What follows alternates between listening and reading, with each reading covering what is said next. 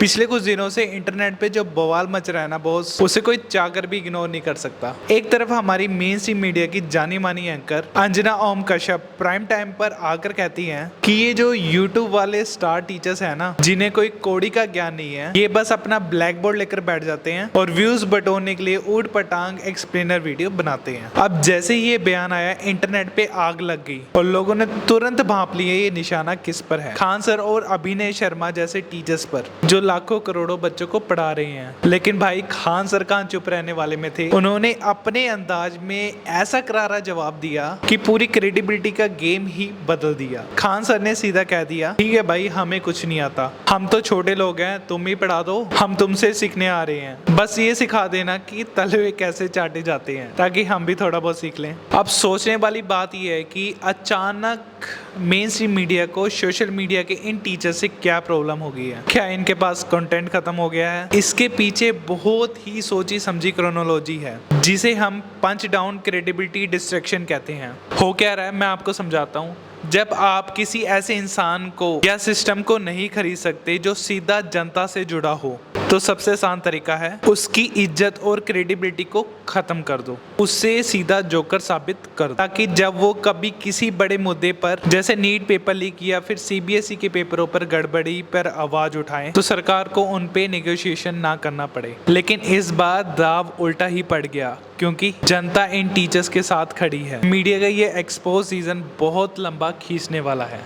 अब चलते हैं देश के उस हिस्से की तरफ जहां की खबरें आपका मूड बिल्कुल खराब कर देगी, लेकिन इस मुद्दे पर बात करना बहुत जरूरी है। हम बात कर रहे हैं बढ़ते हुए एक्सट्रीमिज्म की मानसिकता वाले लोगों की। अभी लेटेस्ट खबर जो चल रही है, आपने सुनी होगी गाजियाबाद की। गाजियाबाद के खेड़ा इलाके में एक खौफनाक वारदात होती है। 17 साल का मासूम लड़का सूर्य प्रताप चौहान अपने दोस्तों से मिलने निकलता है। त्योहार का दिन था। उसे उसके कुछ दोस्त घेरते हैं और पूछते हैं उससे, क्या तूने कभी कुर्बानी देखी है? और वो कहता है, नहीं यार, मैं तो हिंदू हूँ, मैंने नहीं देखी। और इतनी सी बात पर एक लड़का चाकू निकालता है और उसके पेट में घोंप देता है, और वो बच्चा जान बचाने के लिए 200 मीटर तक दौड़ता है। लेकिन कुछ लोग मिलकर उसे फिर पकड़ते हैं और मार डालते हैं। उसके बाद ये खबर काफ़ी ज़्यादा वायरल होती है। फिर पुलिस अपनी हरकत पे आती है और अगले ही दिन पुलिस उस आरोपी को पकड़ लेती है, और पुलिस थ्योरी के मुताबिक वो भागने की कोशिश करता है और क्रॉस फायरिंग में मारा जाता है, यानी इंस्टेंट जस्टिस।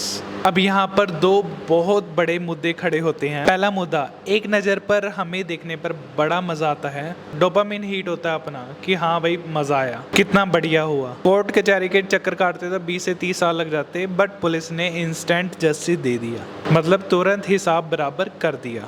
यूपी में योगी जी का ये मॉडल सबको सही लगता है, लेकिन बॉस थोड़ा प्रैक्टिकल सोचो। जब हम पुलिस को ही जज, ज्यूरी और एग्जीक्यूशनल बना देंगे, कोर्ट को तो ताला लगा देना चाहिए। गैर कानूनी रास्ते जब सही काम के लिए इस्तेमाल होने लग जाते हैं, तो कल को वही रास्ते गलत चीजों के लिए नॉर्मलाइज हो जाते हैं। रजत दलाल का उदाहरण ले लो। शुरुआत में जब उसने ढोंगी बाबाओं को कैमरे के सामने पीटा तो सबने वाह वाह की, लेकिन बाद में उसी पावर के नशे में उसने आम बच्चों को पीटना स्टार्ट कर दिया। सिस्टम और कानून वर्बली ही नहीं, प्रोसेस से चलना चाहिए। अगर सख्त सजा देनी है तो उसे कानून का हिस्सा बनाओ, एनकाउंटर की आड़ में मत छुपाओ। और दूसरी सबसे बड़ी बात, मैं सीधे अपने मुस्लिम कम्युनिटी के भाई बहन से पूछना चाहता हूँ, जब भी कोई ऐसी वारदात होती है, ग्राउंड रिपोर्ट्स में लोग कैमरे के सामने बोलते हैं, अल्लाह जाने, अल्लाह को पता है क्या हुआ है। भाई देश में जब लड़कियों के साथ कुछ गलत होता है, तो सिर्फ लड़कियां नहीं, लड़के भी मोमबत्तियां लेकर सड़क पर उतरते हैं। वो ये देखने के लिए उतरते हैं कि हमारी कम्युनिटी, हमारी जात उस हैवान जैसी नहीं है। तो फिर जब कोई मुस्लिम लड़का ऐसी घिनौनी हरकत करता है, बाकी कम्युनिटी सोशल मीडिया पर या ग्राउंड्स पर अपना स्टैंड क्यों नहीं लेती?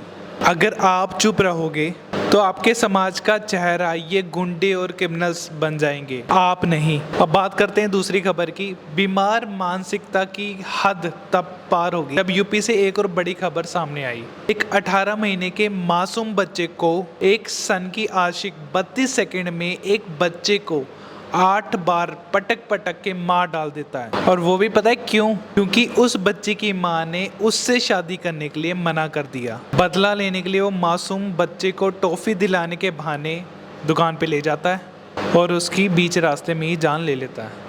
और जब पुलिस पकड़कर उसको पैर में गोली मारती है, तो उसकी वीडियो देखिए, वो कैमरे के सामने आके पता है क्या बोलता है, ये सवाल मुझसे ना पूछो कि मैंने क्यों मारा, जाके उस औरत लड़की से पूछो कि मैंने क्यों मारा। खुद जवाब दे नहीं है बल्कि उस औरत से पूछवा रहा है कि है ना उसने क्यों मारा।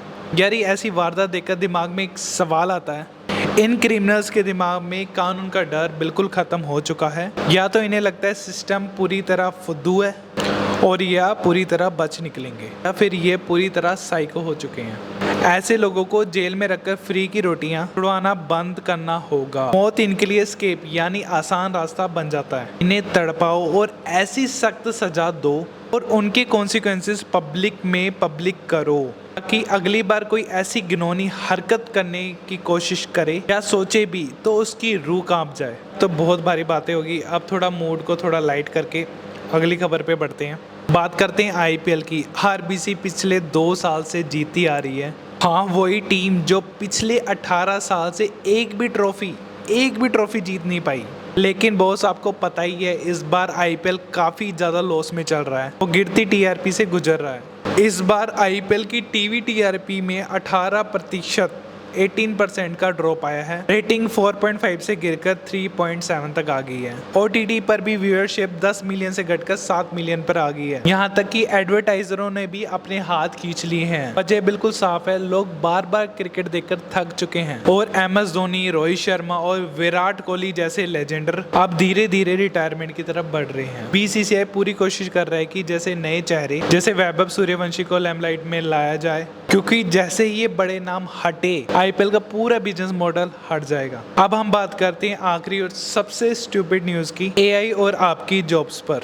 आजकल मार्केट में एक नया नैरेटिव चलाया जा रहा है कि एआई आपकी जॉब नहीं छीन सकती, क्योंकि एआई इंसानों से ज़्यादा महंगी है। चलो इसका एक क्विक रियलिटी चेक करते हैं। एआई की कॉस्ट टोकन में कैलकुलेट होती है। जो $20 का प्लान आप लेते हैं वो असल में घाटे में चल रहा है, क्योंकि पीछे कंप्यूटिंग की पावर $40 लग रही है। ये कंपनियां अभी आपको सब्सिडी दे रही हैं ताकि आपको लत लग जाए। और ये नैरेटिव इसलिए फैलाया जा रहा है क्योंकि ओपन एआई अपना $1 ट्रिलियन IPO लाने वाला है। लेकिन इस एआई की रेस में अमेरिका नहीं, चाइना बाजी मार रहा है। अमेरिका का क्लाउड मॉडल अगर 1 मिलियन आउटपुट के लिए $25 यानी कि 2,500 रुपए चार्ज करता है, तो वही चाइना का डीप सीक मॉडल सिर्फ $3.5 में, 350 रुपए में वही काम करके दे रहा है। आप गैप देख रहे हो, कहाँ $25, कहाँ $3.5। लगभग 4 से 5 गुना सस्ता चाइना दे रहा है, और वो भी ओपन सोर्स में। तो भाई इस वहम में मत रहना कि एआई महंगा है तो आपकी नौकरी बची रहेगी।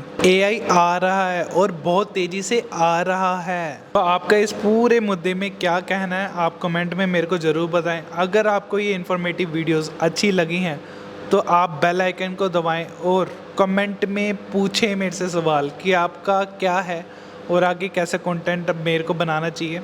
और ऐसे डेली न्यूज़ के लिए मेरे को सब्सक्राइब करें, और डेली बेसिस पे ऐसी वीडियोस मैं डेली बेसिस पे लाऊंगा आपके लिए। तो गाइस मिलते हैं अगली वीडियो पे। Thank you.